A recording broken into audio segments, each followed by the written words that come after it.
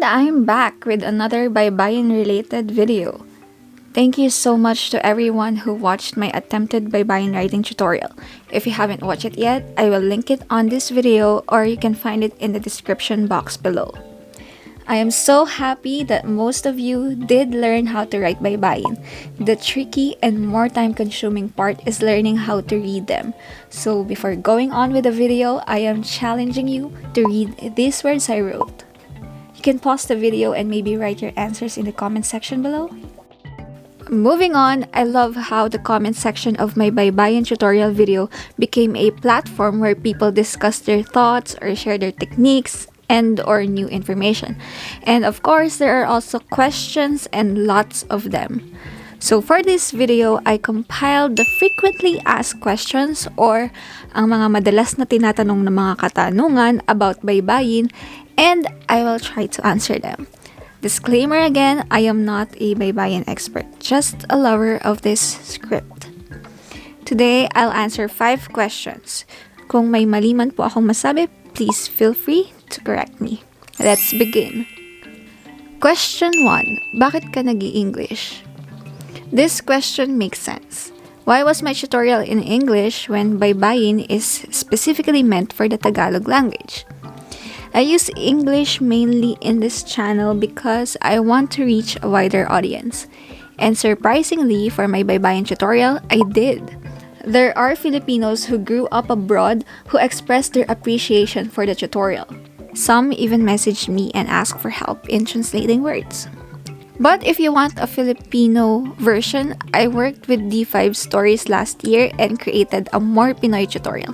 You can find it on Facebook.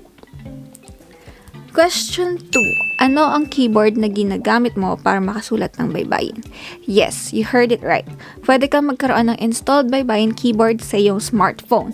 Pumunta ka lang sa App Store or Play Store and search for Baybayin app. Naka-iPhone ako, so itong itsura ng keyboard ko. Find what app suits you best. Download and install. For Android users, anong ginagamit niyong app? Share it in the comment section para matulungan ang ating mga fellow enthusiasts. Kung nasa laptop naman at gusto mo ng accessible web translation, I always visit this site, lexilogos.com/keyboard/baybayin.htm. I-type mo lang ang gusto mong salita, automatic itatranslate niya ito. I-copy-paste lang, and you're good to go. Meron na rin yatang ini-install na keyboard for laptops and computers, pero wala pa akong na-try personally. Let me know if you have recommendations. For Microsoft Word and graphics design, I download Baybayin fonts available online. Just make sure to understand the copyright of each font designs. May mga free-to-use na fonts, pero meron ding mga not for commercial use. Respect to artists. Pero syempre, mas masaya kung sulat kamay mo para hindi mo malimutan kung paano sila isulat. Question 3. Just wanna ask, bakit sa iba dalawa yung nilalagay nilang stroke sa letter A? I'm confused. Please reply. There are 2 strokes on the left side if you are writing the character A. Sorry for confusing you in my tutorial video. Some use a single stroke, but the majority uses 2 strokes. Feel free to use whatever you want to use. Question 4. Hello po. Paano po ang letter C, F, J, Q, V, X, Z? Wala po bang Baybayin yan? Please paki-answer po. Sa ginagamit ko po ay walang eksaktong katumbas ang mga letrang nabanggit sapagkat sila ay hiram na letra lamang. Pero may mga katunog naman sila sa alpabeta natin na pwede natin gamitin bilang kapalit.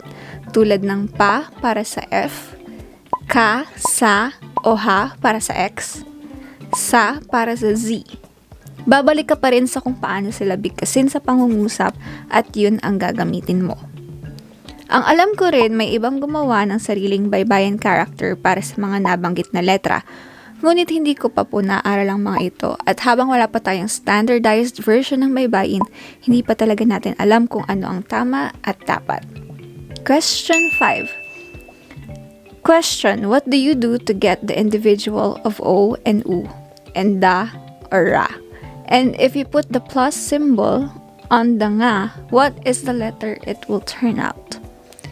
In my tutorial, I mentioned that the E, I, and O, U who has interchangeable sounds in the Old Tagalog language. Others develop ways or rules on how to separate them, like using two different symbols representing each sound. But I haven't really studied them thoroughly yet, so I cannot share them with you. And as mentioned, we have no standard rules about baybayin yet, so it can still be developed or not. For the nga character, if you put a cross or plus symbol under it, it will turn into nang. Bonus facts!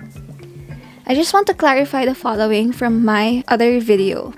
Yes, baybayin is only one of the ancient or traditional writing systems in the Philippines, and the characters we use are for the Tagalog language only.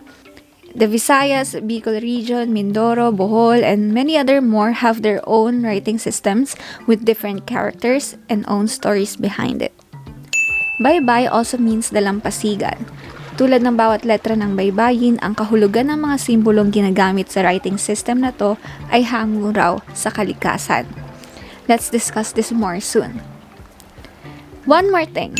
Since uploading the video, people have been messaging me asking to translate words and names. I have to admit that I stopped translating because I feel like it's defeating the purpose of the tutorial. I would appreciate it more if you would try to write it down first based on what you learned from the video, and we'll check and correct it together. There's so much more questions to answer and trivia to share. Maybe in the next video? Thanks for watching and see you on the next one. Don't forget to subscribe!